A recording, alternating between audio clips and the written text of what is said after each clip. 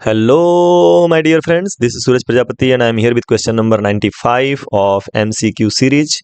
और ये circle chapter से लिया हुआ एक क्वेश्चन है आपके सामने। ये रहा कि if two tangents inclined at an angle 60 degree, 60 degree पे दो एंगल्स जो हैं, नहीं तो दो टेंजेंट्स जो हैं वो इंक्लाइंड हैं, are drawn to a circle of radius 3 centimetre, और वो 3 सेंटीमीटर के रेडियस वाले सर्कल पे ड्रॉन किए गए हैं। तो आपको लेंथ ऑफ टेंजेंट्स बताने हैं।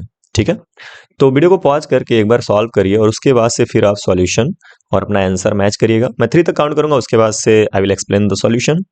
सो 1 2 3। ओके, आई होप आपने सॉल्व कर लिया। Now let us see the solution. कह रहा है कि if two tangents inclined at an angle of 60 degree, ठीक है, और सर्कल जो है उसका रेडियस देके रखा हुआ है 3 सेंटीमीटर। तो हम लोग एक सर्कल सबसे पहले बना लेते हैं। ये रहा हमारा एक सर्कल, ठीक है, और इस सर्कल के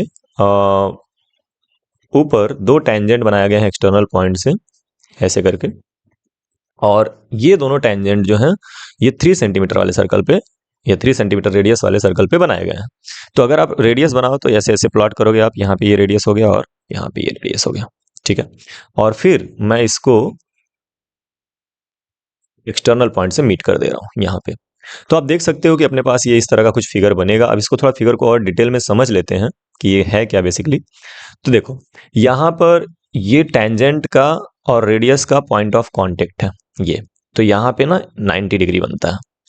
radius is always perpendicular to the tangent through the point of contact. Point of contact पे रेडियस और टेंजेंट परपेंडिकुलर होते हैं, ये बात आप याद रखना। दूसरा, एक्सटर्नल पॉइंट से अगर आप दो टेंजेंट ड्रॉ करते हो तो दोनों की वैल्यू जो होती है वो सेम होती है, यानी कि हमको सिर्फ एक की वैल्यू निकालनी है, अपने आप दूसरा निकल जाएगा। ये टेंजेंट की वैल्यू अपने आप निकल जाएगी, हमको सिर्फ इसकी निकालनी है। ठीक है, चलो फटाफट नाम लिख लेते हैं, कुछ ना कुछ नाम तो देना पड़ेगा। चलो यहाँ पे ए कर ले रहा हूँ, यहाँ पे बी कर ले रहा हूँ, एक्सटर्नल पॉइंट को पी कर ले रहा हूँ और यहाँ पे ओ कर ले रहा हूँ।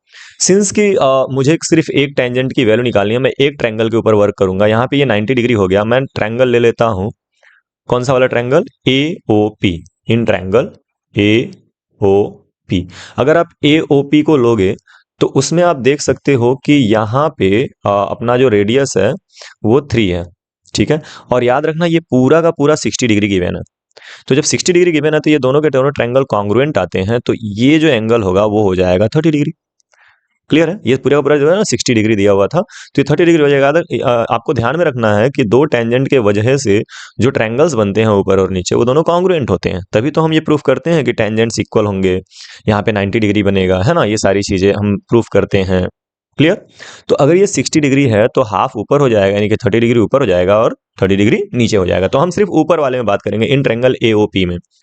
तो इन ट्रायंगल एओपी हमारे पास एंगल ए जो है वो 90 डिग्री है, यानी कि एंगल ए के 90 होने की वजह से हमें क्या पता चल गया कि एंगल ए अगर 90 डिग्री है तो ये वाला जो साइड होगा, ये जो मैं ग्रीन थोड़ा सा कर दे रहा हूँ, ये ग्रीन वाले साइड जो होगी वो हाइपोटेनस हो जाएगी। 90 डिग्री के सामने वाला जो साइड होगा वो हाइपोटेनस हो जाएगा, और 30 डिग्री के सामने वाला ये जो होगा ये क्या हो जाएगा? परपेंडिकुलर, और उसके बगल वाला ये हो जाएगा बेस, यानी एपी जो है वो हो जाएगा base.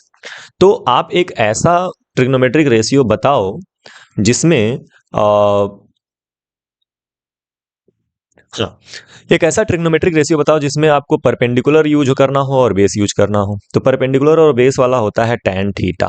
We know that tan theta जो होता है वो होता है परपेंडिकुलर अपॉन बेस। ठीक है, अब यहाँ tan थीटा का मतलब tan 30, हमारे पास tan 30 है तो हम लेंगे tan 30, और ये इक्वल टू हो जाएगा परपेंडिकुलर। तो याद रखना थीटा के सामने वाला जो साइड होता है वो परपेंडिकुलर होता है, तो ये हो जाएगा AO, और अपॉन बेस क्या होगा? तो बेस जो होता है वो सिंपली थीटा के बगल वाला होता है, हाइपोटेनस को छोड़ के। हाइपोटेनस हो गया तो उसके बगल में क्या हो गया? एपी। तो ये हो गया एपी। अब आप वैल्यूज पुट कर दीजिए फटाफट फटाफट, है ना। तो tan 30 की वैल्यू क्या हो जाएगी? tan 30 की वैल्यू होती है 1/√3, और ये इक्वल टू हो जाएगा AO। AO की वैल्यू क्या है? तो AO की वैल्यू है 3, एंड AP की वैल्यू हमें कैलकुलेट करनी है, दैट इज टेंजेंट। तो यहाँ से आप क्रॉस मल्टीप्लाई अगर करोगे तो AP की जो वैल्यू आएगी वो आ जाएगी 3√3, ठीक है, और 3√3 आई थिंक ऑप्शन में है, और वो है आपका ऑप्शन नंबर डी। ठीक है, तो इस तरह के क्वेश्चन अगर आपको मिलते हैं तो आप बहुत आराम से इसको कर सकते हो। जस्ट ट्रायंगल्स में याद रखना कि टेंजेंट्स इक्वल होंगे, रेडियस गिवन है, एंगल गिवन है, आप डायरेक्ट ट्रिग्नोमेट्रिक आइडेंटिटीज यूज करो, आपकी वैल्यू निकल के आ जाएगी। ठीक है, तो आई होप ये समझ में आया होगा। आप नोट्स करना चाहे तो नोट कर लीजिए, अच्छा क्वेश्चन था। प्रॉपर्टीज याद रखिएगा और जो भी थ्योरम इस चैप्टर के हैं उनको एकदम वर्ड टू वर्ड याद कर लीजिए। जैसे कि एक थ्योरम होता है कि radius and tangents are perpendicular through the point of contact, ये पहला है। Tangents are equal when drawn from external point of a circle, यानी एक्सटर्नल पॉइंट से अगर सर्कल पे आप टेंजेंट ड्रॉ करते हो तो वो टेंजेंट्स इक्वल होते हैं। तो ये सब बातें आप याद रखेंगे। चलिए इरेज करने जा रहे हैं। इसके बाद से आपके सामने नेक्स्ट क्वेश्चन आएगा जो आपको करना होगा होमवर्क में। तो मैं 3 तक काउंट करूंगा, उसके बाद इरेज करूंगा 1 2 3। Okay, so here is your next question, question number 96 जो आपको करना है और करिएगा जरूर। क्वेश्चन क्या कह रहा है? क्वेश्चन कह रहा है कि out of the 2 concentric circles the radius of the outer circle is 5 centimetre and the chord AC of length 8 centimetre is a tangent to the inner circle, the radius of the inner circle will be. और ये आपके options हैं। अच्छा question है, diagram बनाइएगा, उसके बाद से इसको सॉल्व करिएगा। मिलते हैं नेक्स्ट वीडियो में इसी क्वेश्चन के सॉल्यूशन के साथ। तब तक के लिए बाय बाय, पढ़ते रहिए और खूब आगे बढ़ते रहिए।